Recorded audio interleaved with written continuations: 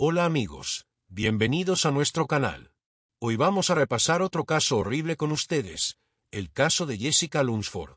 En la tranquila ciudad de Homosassa, Florida, una niña llamada Jessica Marie Lunsford fue secuestrada de su hogar en plena noche.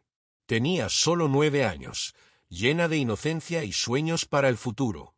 Su secuestro sacudió a la comunidad y expuso una grave falla en el sistema diseñado para proteger a los niños. A medida que se difundió la noticia de la desaparición de Jessica, se lanzó un esfuerzo masivo de búsqueda. Fuerzas del orden, voluntarios y ciudadanos preocupados recorrieron minuciosamente la zona, con la esperanza desesperada de traerla de vuelta sana y salva. La familia y amigos de Jessica, llenos de angustia y temor, se aferraron a la esperanza mientras recordaban historias de su contagiosa risa, su personalidad vibrante y la alegría que había traído a sus vidas. Los días pasaban, convirtiéndose en semanas, y la búsqueda se intensificaba. La tragedia de la desaparición de Jessica destacó la importancia de la vigilancia comunitaria y la necesidad de una acción rápida en casos de niños desaparecidos. Las agencias policiales trabajaron incansablemente para descubrir la verdad, siguiendo pistas y sin dejar ninguna piedra sin mover. Su dedicación para encontrar a Jessica y llevar a los responsables ante la justicia se volvió primordial. Esta es la historia de Jessica Marie Lunsford, una joven cuya vida fue trágicamente interrumpida, pero cuya memoria sigue inspirando cambios. Jessica Marie Lunsford nació el 6 de octubre de 1995 y vivió la mayor parte de su vida en Carolina del Norte con sus padres, Mark y Angela. Cuando nació, tenía algunos hermanos mayores adolescentes. Era considerada un bebé milagro, ya que su madre Angela había sufrido varios abortos espontáneos antes de su nacimiento. Sin embargo, sus padres se divorciaron un año después de que naciera, y a su padre se le otorgó la custodia total. Durante la mayor parte de su vida, fue la única hija que vivía con su padre, y los dos eran muy cercanos, como mejores amigos. Mark trabajaba en la construcción y, a veces, no podía pagar una niñera, por lo que llevaba a su hija al trabajo con él. Ella pasaba el rato, hablaba con sus compañeros de trabajo y jugaba con astillas de madera, y todos la adoraban. Eventualmente, sus abuelos se mudaron a Homosassa, Florida, para estar con ellos. Iban de compras y jugaban juntos. También la llevaban a hacer karaoke, ya que Jessica quería ser música. Estaba inspirada por sus dos artistas favoritas, Pink y Shania Twain. Sus intereses profesionales cambiaban con frecuencia porque le gustaba hacer muchas cosas, incluidas la actuación y la moda. Su sueño de trabajar en la moda fue inspirado por su abuela, que a menudo la llevaba a tiendas de telas y también le cosía ropa para sus muñecas. Jessica era una niña extrovertida, cariñosa y amigable, que amaba los abrazos y las caricias, y trataba a todos con amor y amabilidad. Un día, cuando Jessica tenía 9 años, su padre tuvo una cita con una mujer.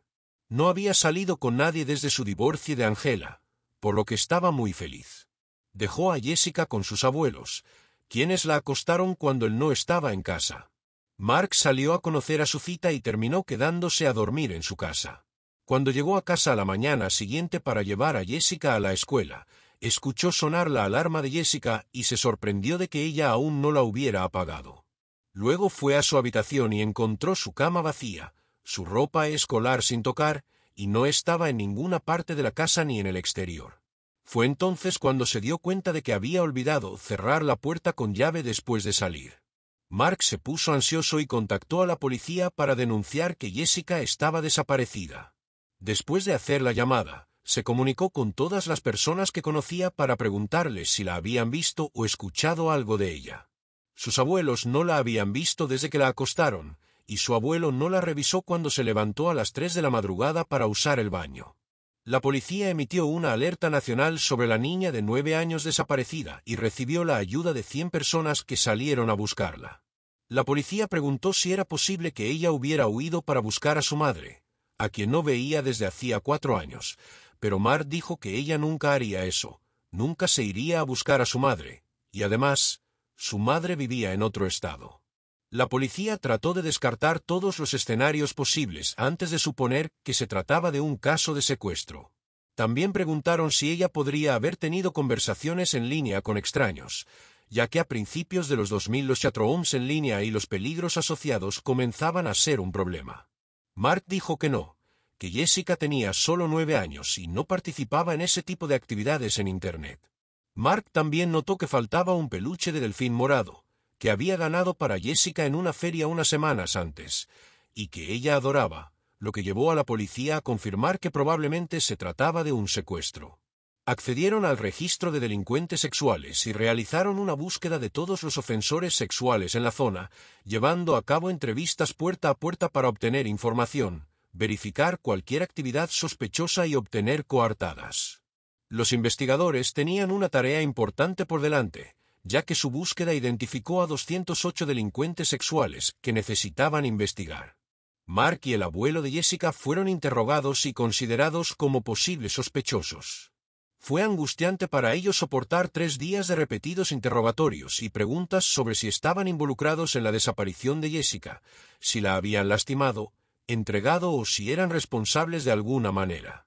Estaban profundamente preocupados, ya que querían mucho a Jessica. Su padre era su mejor amigo y su abuelo la adoraba. Ser tratados como sospechosos fue desgarrador. Ambos se sometieron a pruebas de polígrafo, que pasaron, aunque estas pruebas no son completamente confiables ni admitidas como evidencia en un tribunal. Angela no había visto a su hija en años. Incluso se había vuelto a casar y tenía otro hijo. No había escuchado nada sobre la desaparición de Jessica. La policía se estaba quedando sin pistas y todo empezaba a parecer desesperanzador, hasta que visitaron la casa de Yon Kui, un hombre de 46 años, uno de los delincuentes sexuales.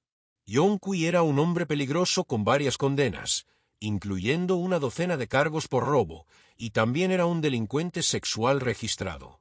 Durante la investigación, tenía una orden de arresto pendiente por posesión de cannabis. Cuando la policía fue a su casa, descubrieron que se había mudado sin informar a las autoridades, lo cual es una violación federal. Los delincuentes sexuales están obligados a informar a la policía cada vez que se mudan para que su información sea actualizada en el registro de delincuentes sexuales. Junto con algunos familiares, la policía fue a la caravana donde vivía la hermana de Yon. Su hermana informó a la policía que él vivía con ellos, pero no estaba segura de dónde se encontraba en ese momento. Sin embargo, lo que la policía no sabía era que estaban a solo unos metros de Jessica en ese momento, mientras ella aún estaba viva. Durante el periodo en que interrogaban a la familia de Yon sobre su paradero, la policía entró en la casa y revisó algunas puertas, pero no se les permitió continuar con la búsqueda. En ese momento, la joven asustada estaba sentada en el oscuro armario de la habitación de Yon, sin hacer ruido, tal como él le había ordenado. Es lamentable que Jessica estuvo muy cerca de ser rescatada, si solo se hubiera abierto la puerta del armario. Después del fin de semana, cuando Jessica desapareció por primera vez, la policía volvió a investigar a Yon. Su sobrina le había dado dinero para un boleto de autobús, pero no sabía a dónde se dirigía. Yon era el principal sospechoso, ya que había huido pocos días después de la desaparición de Jessica, lo cual fue una señal de alerta para la policía, además de que la caravana de su hermana estaba a solo unos 100 metros de la casa de Jessica. Finalmente, encontraron a Yon en un refugio para personas sin hogar, donde había utilizado su nombre real para registrarse. Le dijo a la policía que estaba allí buscando trabajo. Fue interrogado sobre Jessica, pero afirmó que no tenía idea de lo que le había pasado a la niña y que nunca había sabido de su existencia hasta que vio las noticias. La policía tuvo que liberarlo en ese momento, ya que no tenían motivos para retenerlo. Lo liberaron el 12 de marzo, unas semanas después de la desaparición de Jessica. Posteriormente, los oficiales obtuvieron una orden de registro para revisar la caravana de la hermana de Yon. En su dormitorio, dentro del armario, encontraron un colchón con manchas de sangre. Las pruebas de ADN realizadas en el colchón coincidieron con el ADN de Jessica. Yon fue arrestado de inmediato y acusado del secuestro y asesinato de Jessica Lunsford. El 18 de marzo de 2015, Yon Kui confesó a la policía. Inicialmente, tenía la intención de entrar a robar en la casa, pero hizo demasiado ruido y despertó a Jessica, quien lo vio. Entró en pánico, temiendo que ella lo delatara ya que había visto su rostro. Sin pensar, la agarró y le tapó la boca, diciéndole que no gritara. Le informó que tenía que irse con él, pero antes de irse, ella le pidió si podía llevar su peluche favorito, a lo que él accedió. Jessica regresó con los delfines morados que su padre le había ganado en la feria. Una vez en la casa de John, él abusó sexualmente de ella y le dijo que permaneciera en su cama y que no saliera de la habitación. Ambos se quedaron dormidos. A la mañana siguiente, la volvió a agredir sexualmente y le ordenó que no hiciera ruido y que no saliera bajo ninguna circunstancia, advirtiendo que habría consecuencias si lo hacía. Luego, se fue a trabajar. Al regresar, descubrió que la policía estaba haciendo preguntas y supo que tenía que actuar. No estaba seguro de si dejarla volver a casa, ya que temía regresar a prisión. En lugar de ello, cuando la casa estuvo vacía, agredió sexualmente a Jessica una vez más y le dijo que la llevaría de regreso a casa con su padre, pero que tenía que cumplir con sus órdenes. Abrió 2 grandes bolsas de basura de plástico y le dijo que se metiera dentro con su peluche. Le informó que la dejaría en su casa y que podría liberarse de las bolsas. Sin embargo, cavó un hoyo de aproximadamente 1 metro de profundidad, la enterró viva y luego huyó. Fue muy triste porque John habría sido atrapado cavando el hoyo y colocando el cuerpo si la vista no hubiera estado bloqueada por una gran carpa que la policía había colocado cerca de la casa de Jessica en caso de que ocurriera algo y los necesitaran de inmediato. Esto tuvo el efecto contrario. Jessica podría haber sido salvada, pero la oportunidad se perdió.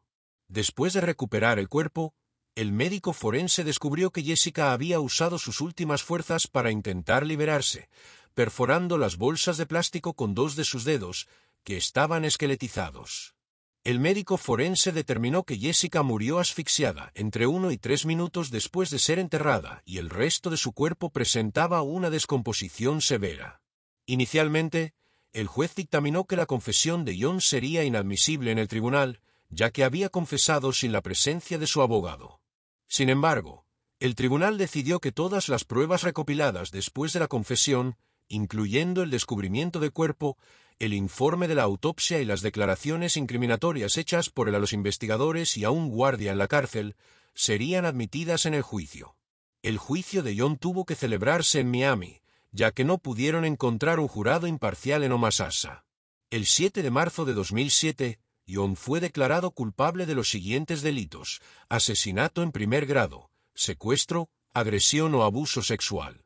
Fue condenado a muerte, pero el 30 de septiembre de 2009, antes de que se ejecutara su sentencia, murió de causas naturales, aproximadamente 2 años después de asesinar a Jessica.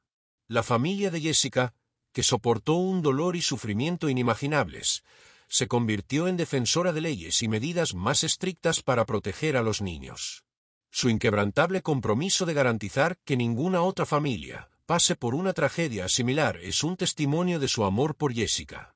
Jessica será recordada como una niña sociable, cariñosa y de gran corazón, que amaba abrazar y trataba a todos con amor y generosidad.